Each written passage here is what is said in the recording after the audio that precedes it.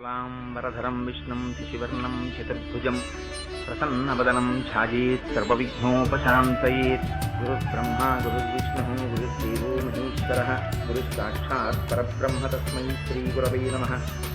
వ్యాసాయ విష్ణురూపాయ వ్యాసరూపాయ విష్ణవే నమో వై బ్రహ్మనిధయే వాసిష్ఠాయ నమో నమః.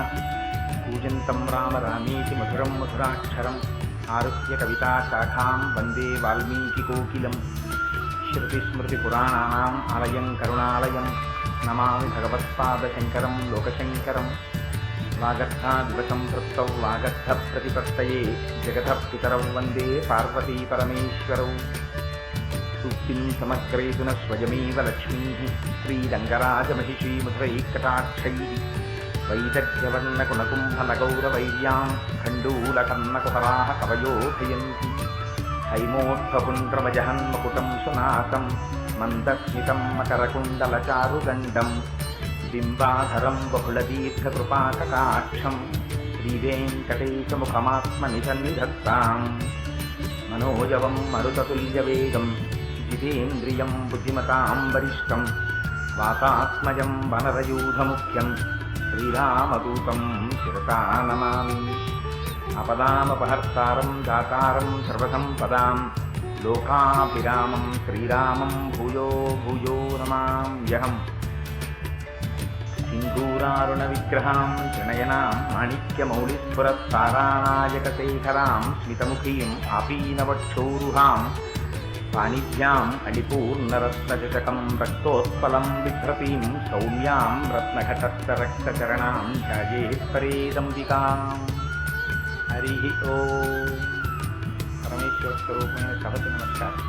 జగన్నాథైనటువంటి లలితాపరాభట్టారిక యొక్క నిర్దేశకమైన కృపావిశేషం చేత సౌందర్యలహరి మీద ప్రవచనాలు ప్రారంభం చేసి అనుకోకుండా ఇలాంటి రోజు ఉదయం ఎందరో సువాసినులు ఎందరో పెద్దలైనటువంటి వారు వాళ్ళందరూ చక్కగా సుశాస్త్రీయంగా ఎలా చెప్పామో అలా వచ్చి ఎక్కడ నేను పొంగిపోయానంటే వీడెవడు, వీడి చెప్పడం ఏమిటి, మనం వినడం ఏమిటి, వీడి చెప్పాలా అని కాకుండా కేవలం ఒక్క మాట చెప్పినంత మాత్రాన ఎందరో జ్ఞానబుద్ధులు వయోవృద్ధులు కూడా పాపం చాలా సంప్రదాయంగా వచ్చి 4-5 గంటల సేపు ఎంత ఓర్పుగా కూర్చున్నారో ఇవాళ పూజలో. చక్కగా కూర్చుని చక్కగా నామాలు చెప్పి అంతసేపు పూజ చేసుకుని అంతమంది ప్రసాదం తీసుకుని వెడితే నిజంగా కన్నుల పండుగగా అమ్మవారు సహస్రశీర్ష అని ఇన్ని వదనములతో అమ్మ ఒక్కసారి కనపడుతోందా అనిపించింది. అందుకని ఇవాళ అక్కడ అమ్మవారి పూజ చేసినప్పుడు కలశలోకి నీరు పడతారు. అది పరమ పవిత్రమైనటువంటి జలం. ఆ జలములు తల మీద పడితే చాలు అవి పరమ పవిత్రం చేస్తాయి.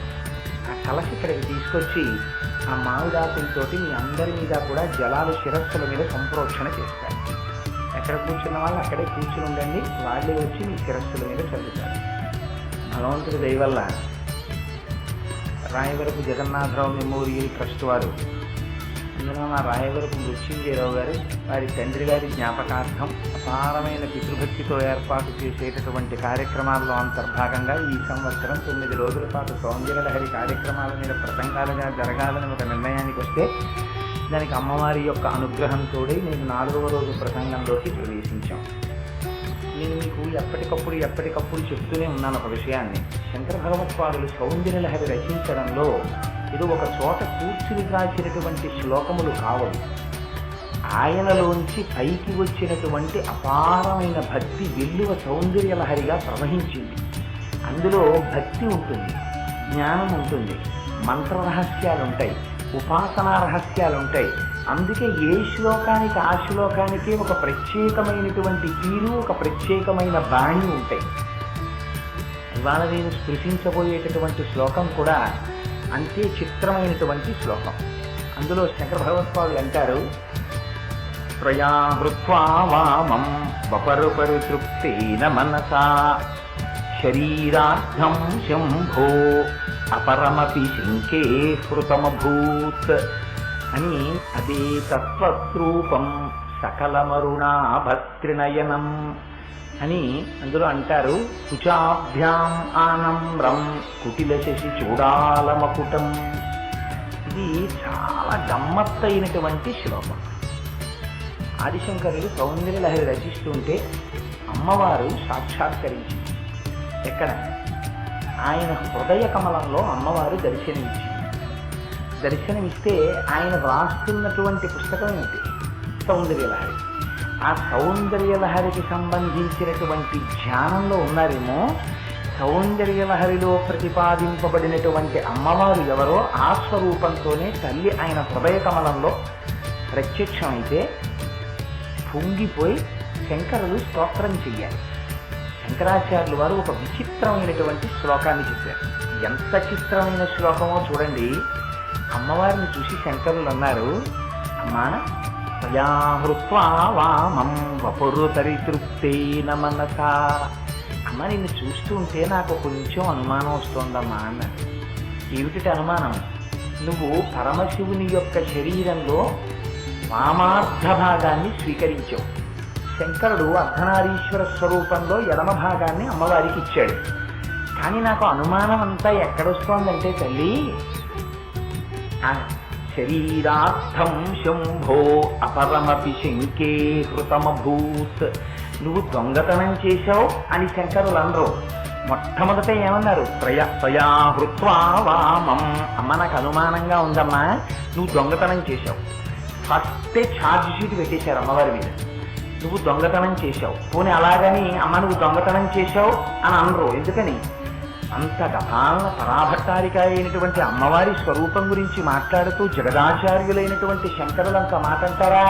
అందుకని శంకే హృతమభూత్. నాకు మనస్సులో చిన్న అనుమానంగా ఉందమ్మా, నువ్వు దొంగతనం చేశావని అన్నారు. ఏమిటా దొంగతనం? శంకరుడు నీకు శరీరంలో వామార్థ భాగాన్ని ఇచ్చాడు. ఇస్తే నాకు దర్శనం ఎలా జరగాలి? అర్ధనారీశ్వరులుగా పార్వతీ పరమేశ్వరులు ఇద్దరూ నాకు దర్శనమిస్తే కుడి పక్కన అయ్యవారు ఉండాలి, ఎడమ పక్కన అమ్మవారు ఉండాలి. కానీ ఇదేం విచిత్రమమ్మా, నీ దర్శనం నాకు కలిగితే నాకు అలా కనపట్టలేదు, నాకు మొత్తం నువ్వే కనపడుతున్నావు. మరి అప్పుడు శంకరుడి యొక్క సగభాగం ఏమైపోయింది? అర్ధనారీశ్వర స్వరూపంలో మరి కుడి పక్కన శివుడు ఉండాలి కదా, శివుడు లేడేమిటి? అది ఎలా అడిగారంటే, అమ్మా నాన్నగారు కలిసి వస్తారని పిల్లాడు అనుకున్నాడు అనుకోండి, అమ్మ ఒక్కతే వచ్చిందనుకోండి పెట్టి పట్టుకుని ఊరి నుంచి, ముందు అమ్మ వచ్చిందని పిల్లాడు సంతోషించడు, అమ్మ నాన్నగారేది అంటాడు.